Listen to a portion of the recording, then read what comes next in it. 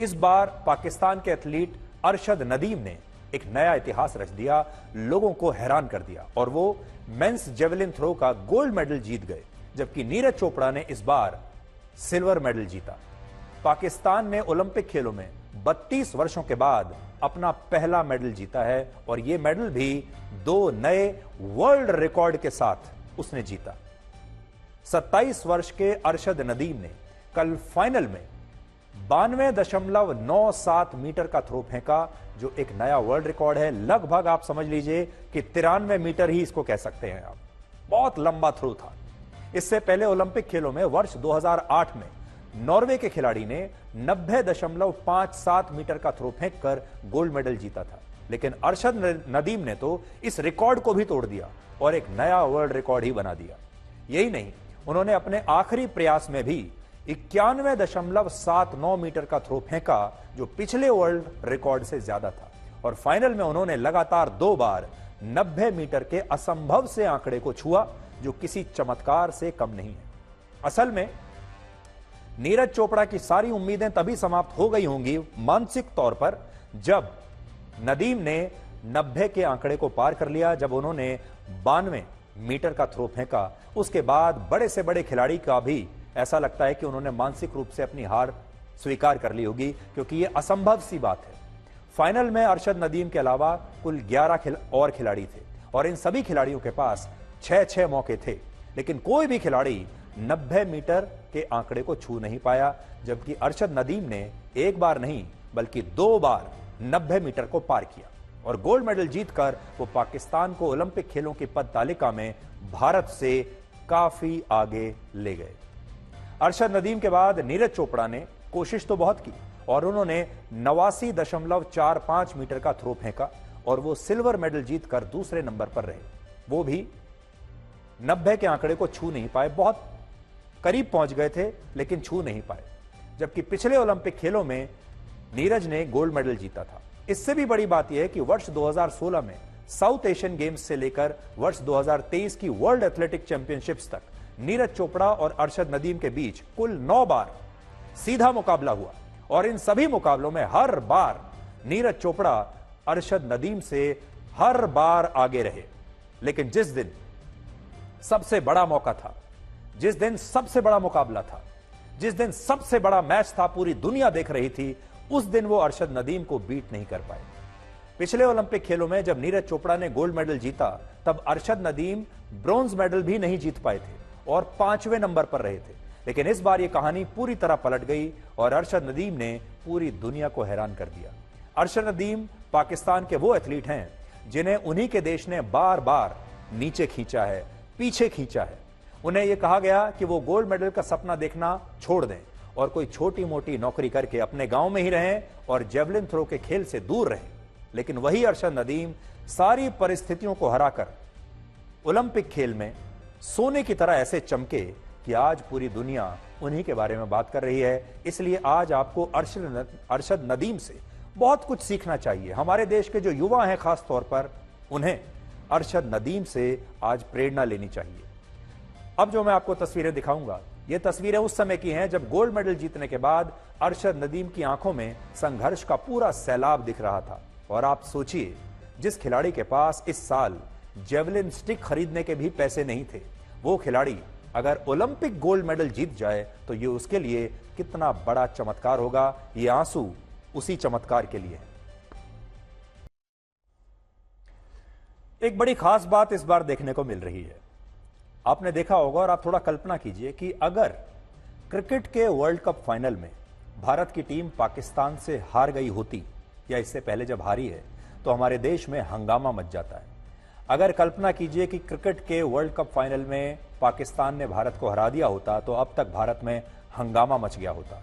लोगों ने अपने टीवी सेट्स तोड़ दिए होते, पूरा देश निराशा में डूब गया होता, या फिर पूरा देश क्रोध में जल रहा होता, क्योंकि हम ये स्वीकार नहीं कर सकते। या हॉकी में भी अगर हम फाइनल में पाकिस्तान से हार जाते तो पूरा देश इस समय क्रोधित होता, निराशा में डूब चुका होता। लेकिन इस बार हम पाकिस्तान से तो हारे जेवलिन थ्रो के फाइनल में, लेकिन इस बार कोई शत्रुता नहीं है, कोई कड़वाहट नहीं है, बल्कि इस बार भाईचारे की बात हो रही है। इस बार मीठी मीठी बातें हो रही हैं। अरशद नदीम के संघर्षों की कहानी ऐसी है कि बहुत सारे लोगों को तो यह भी विश्वास नहीं हो रहा कि वो ओलंपिक खेलों का गोल्ड मेडल जीत भी सकते हैं। आप अरशद नदीम का ये घर देखिए जो अब मैं आपको दिखाऊंगा, जो पाकिस्तान के पंजाब प्रांत के एक छोटे से गांव में है। ये अरशद नदीम का घर है और इस घर में आपको गरीबी के अलावा कुछ नजर नहीं आएगा। लेकिन अरशद नदीम इसी घर से निकलकर पेरिस पहुंचे और उन्होंने वो कर दिखाया जिसकी कल्पना उनके अपने देश ने भी कभी नहीं की थी। कैसी जगह पर वो प्रैक्टिस करते हैं, उनके पास क्या साधन है, क्या सुविधाएं हैं, कैसा इंफ्रास्ट्रक्चर है, आप जरा इन तस्वीरों में देखिए। आप देख पा रहे हैं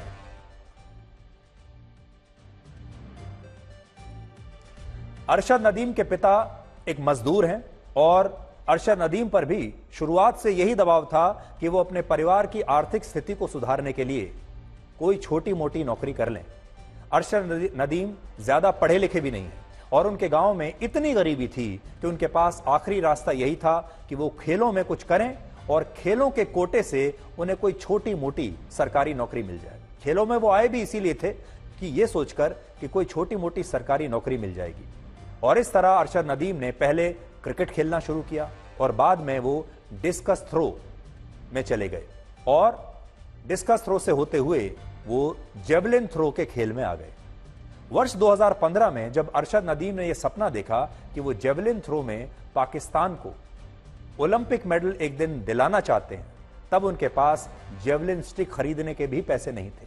और यहां अरशद नदीम की जगह कोई और खिलाड़ी होता तो वो अपनी गरीबी को एक बड़ा कारण मानकर शायद कोशिश करना ही छोड़ देता और गरीबी के सामने हार जाता, गरीबी को अपना एक बहाना मान लेता, लोगों से कहता मैं कर ही क्या सकता था। लेकिन अरशद नदीम ने अपनी गरीबी को बहाना नहीं बनाया और उन्होंने बांस की लकड़ी को अपनी जेवलिन स्टिक बना लिया और इस बांस की लकड़ी से कई महीनों तक वो जेवलिन थ्रो फेंकने की प्रैक्टिस करते रहे।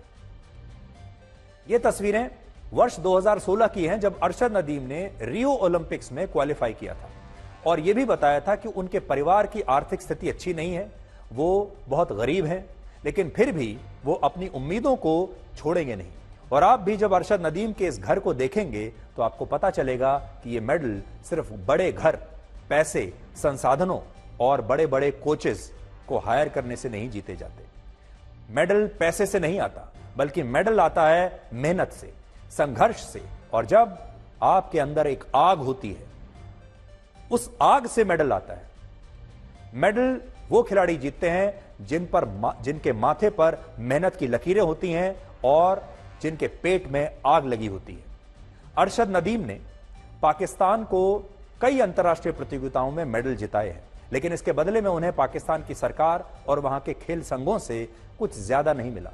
और ओलंपिक खेलों से सिर्फ 8 महीने पहले अरशद नदीम की स्थिति यह थी कि उनकी जो 6 साल पुरानी जेवलिन स्टिक थी वो भी टूट चुकी थी और नई स्टिक खरीदने के लिए उनके पास 80,000 रुपए भी नहीं थे।